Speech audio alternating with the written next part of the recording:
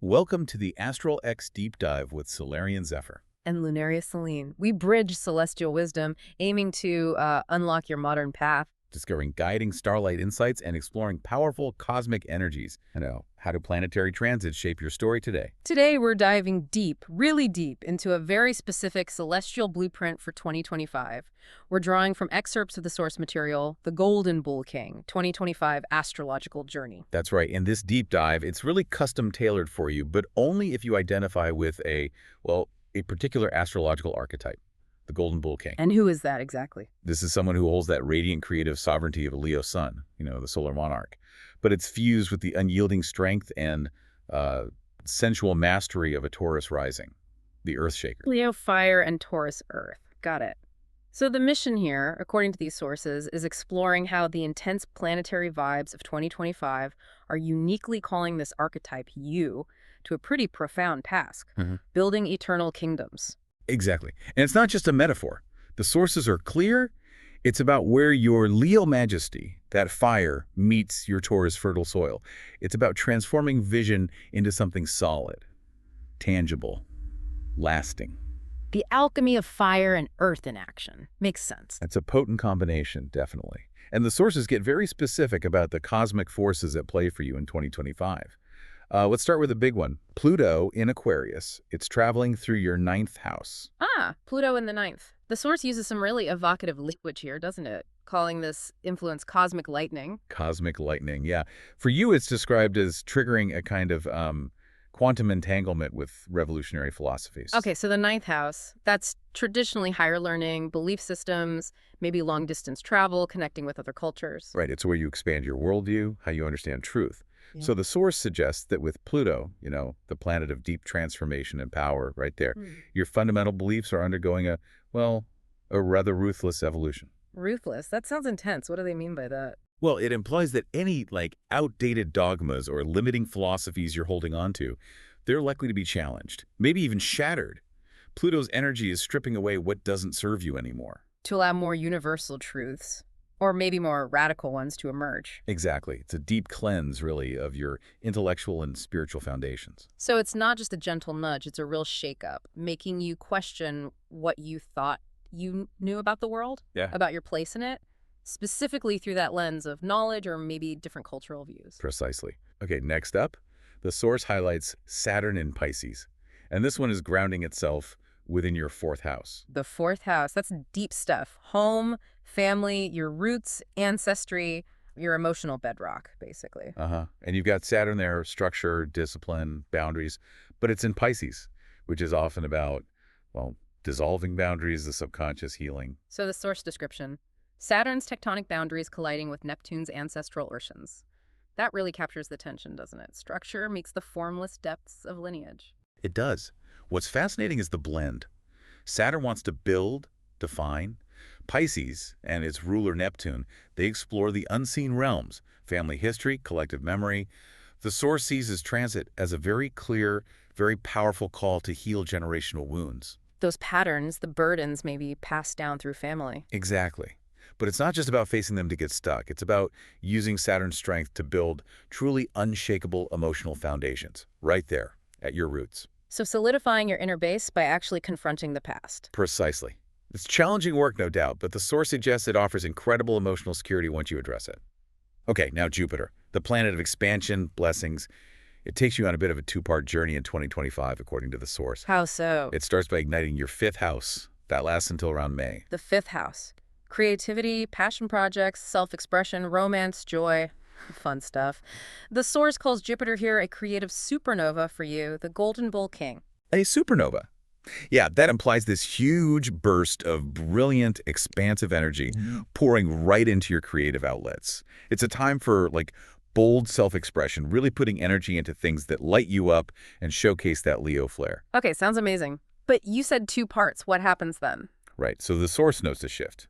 From June onwards, Jupiter moves into Cancer and enters your 6th house. The 6th. That's more about daily work, routines, service, health, practical matters. Quite a shift from the 5th house party. It is.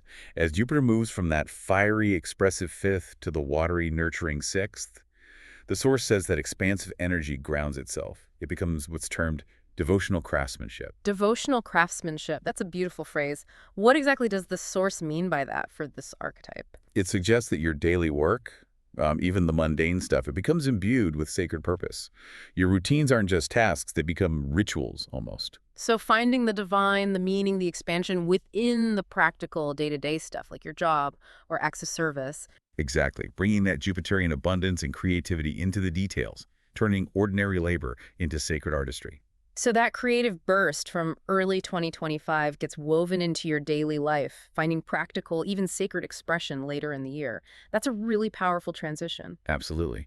And we also need to look at the eclipses in 2025, specifically the ones in Virgo and Pisces. They happen around March 14th and September 17th, and these fall across your 12th and 6th houses. Okay, the 12th house, subconscious, spirituality, surrender, hidden things. And the 6th, as we said, daily life, service. That's quite an axis. It is. And these eclipses, the source says, create a kind of karmic alchemy between that spiritual surrender side, 12th house Pisces, and your daily rituals, 6th house Virgo. It's about integrating the unseen with the tangible. Bridging the spiritual world and the practical world. And the source points specifically to your hands in this process. It says your hands are called to become conduits for divine pragmatism during these eclipse times. Divine pragmatism. Wow. That perfectly captures that Virgo-Pisces polarity, doesn't it? Bringing spiritual wisdom from the 12th into practical, hands-on application in the 6th. And your hands, those manifestation tools of Taurus Rising, become the bridge. It's quite specific. Okay, one more major transit mentioned, Mars in Leo. Yes. Mars in Leo shows up in your 4th house during July and August. Mars is action, energy, sometimes conflict. And it's in Leo, your sun sign energy, bringing that fiery intensity. And back in the 4th house, roots and home again. The source calls this volcanic heat right in your most personal space. Okay, that sounds like it could definitely stir things up. Conflicts at home, intense family dynamics. It could, yes. Yeah. Potentially challenging. But the source emphasizes this energy isn't just destructive, it's there to be transmuted, turned into strength. Especially for dealing with those ancestral themes Saturn is also highlighting there. Exactly. That Leo fire can actually fuel the work of healing and rebuilding your foundations. It's about directing that intensity constructively, not just letting it erupt. Okay, so we have these huge forces. Pluto demanding philosophical transformation, Saturn pushing for foundational healing, Jupiter's creative journey into sacred work, the eclipses integrating spirit and daily life, and Mars bringing intense energy to your roots. That's a lot. It is. But what really makes this source material stand out is how it connects all these abstract cosmic influences directly to your physical body. It suggests these energies aren't just happening to you, they resonate within you, somatically. This is fascinating. So the sources actually link specific transits to physical sensations, like that cosmic lightning of Pluto in the 9th paradigm shifts. How might that feel? It might manifest, the source suggests, as actual electric currents in your thighs or your third eye during those breakthrough moments, or when you're questioning deeply held beliefs. Wow. And the recommendation. Beautifully simple, really. Yeah. Grounding practices, like walking barefoot on grass. It's suggested to anchor those sudden downloads, those epiphanies, connecting that electrical surge back to the earth of your Taurus rising. Makes sense. And Saturn in the 4th, dealing with deep roots, family stuff. What about that? The source says you might feel, like, deep pressure in your chest and knees. Areas associated with burden, structure the knees and the heart space where we hold that emotional lineage, the chest. And how to handle that pressure. The suggestion is placing your hands on your heart and humming. It's an embodied practice, to soothe and stabilize that emotional core while it's being worked on. Okay. And the volcanic heat from Mars in Leo in the 4th. During potential home conflicts, where might that show up? The source says that intensity could manifest as heat and tension in your spine and shoulders areas linked to Leo's strength, but also carrying burdens. And the practice for that? Powerful and very earthy, which fits the Taurus side. Standing against an oak tree, literally using nature to transmute that energy, absorb and redirect the heat into grounded strength. I love how embodied these are. The sources also highlight key body zones for the Golden Bull King overall, right? Places where these energies converge. Yes, exactly.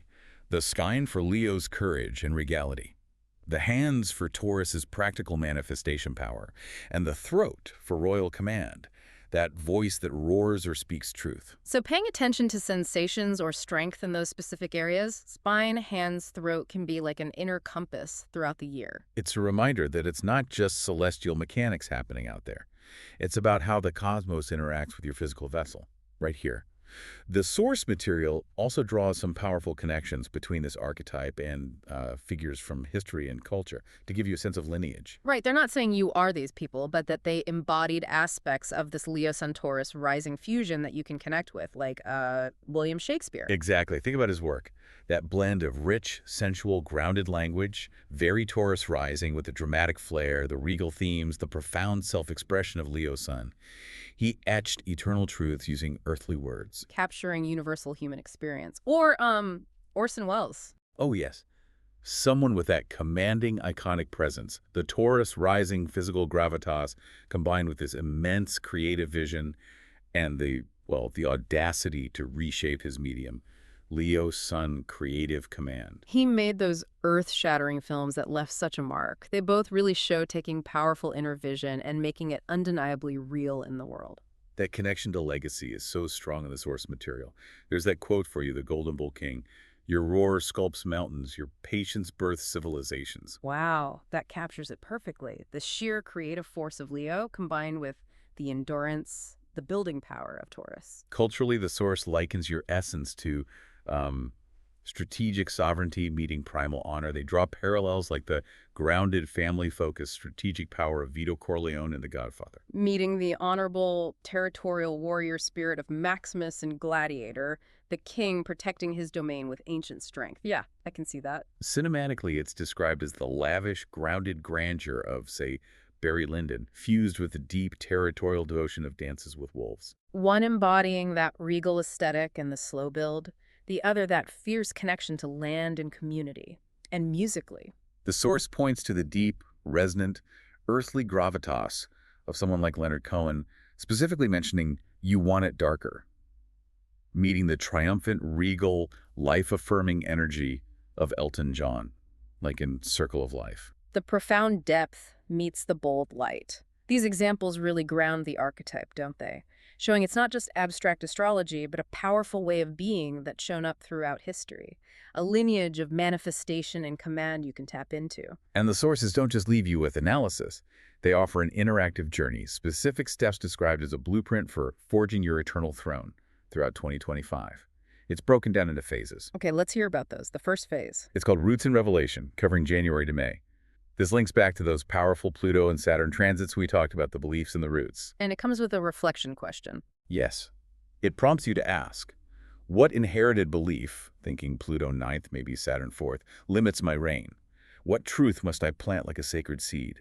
It's about uncovering those limitations and consciously planting intentions for deeper truth. And there's a practical element too, a ritual. A suggested ritual blueprint for the Taurus new moon, specifically mentioning May 7th.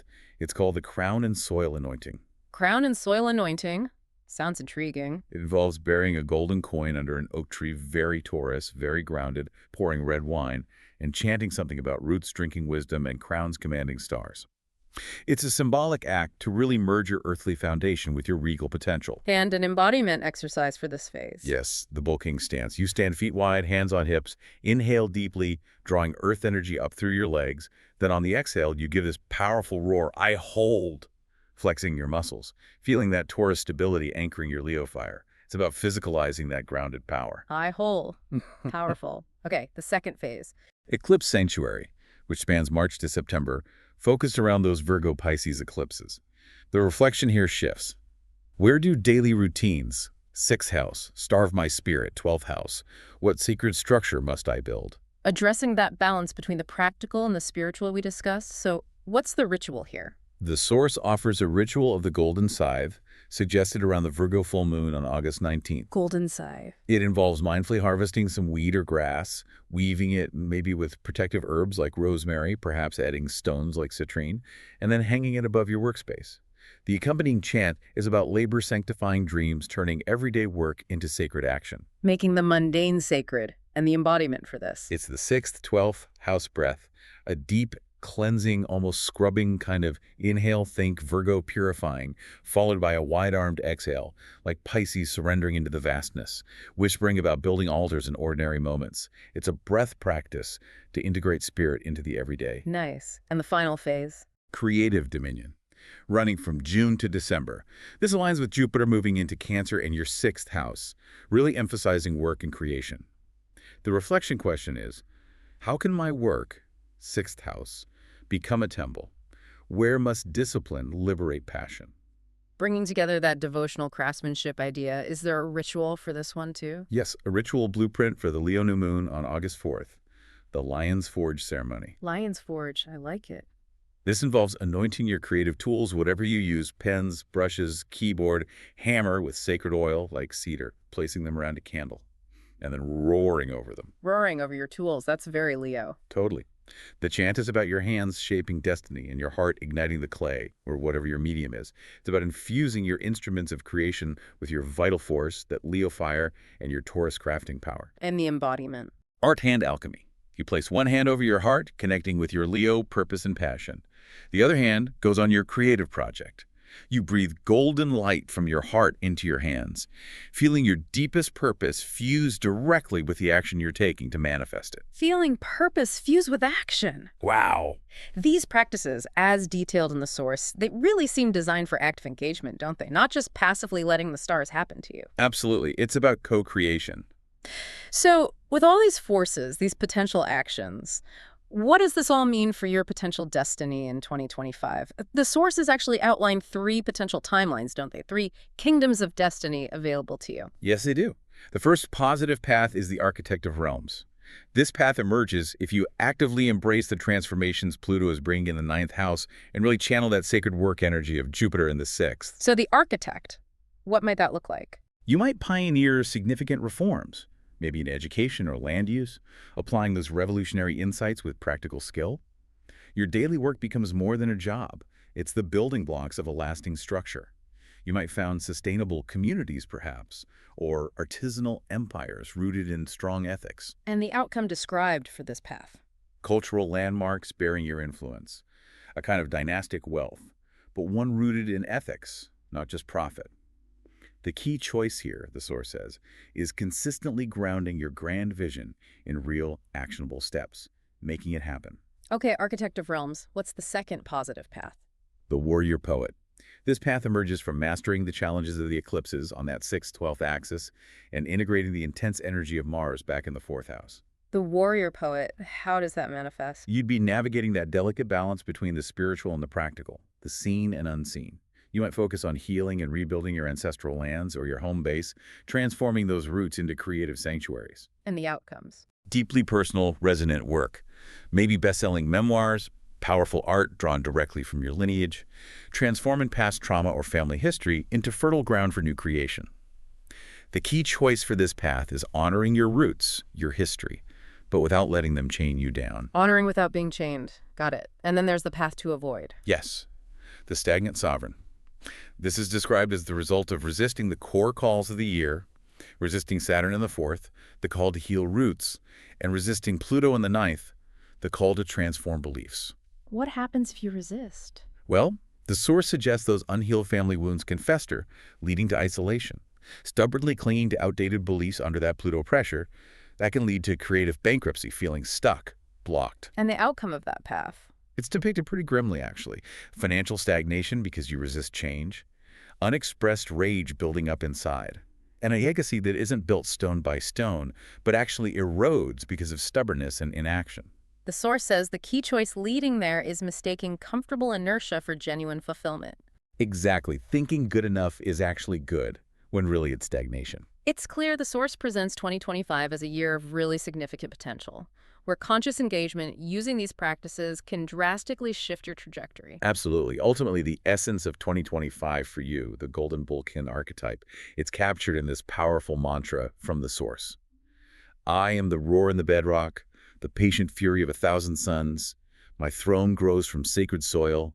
Where fire meets fortress, I reign eternal. That core idea comes through so clearly.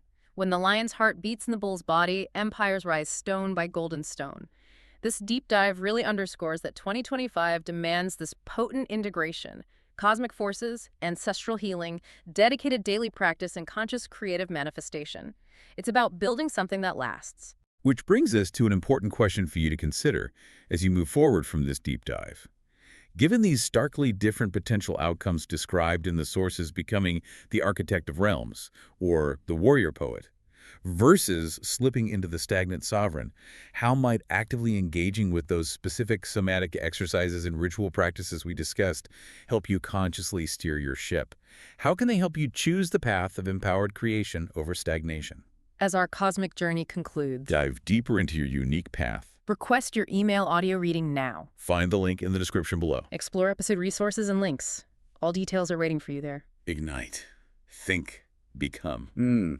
Whisper format post-roll. Subscribe for Starlight Insights.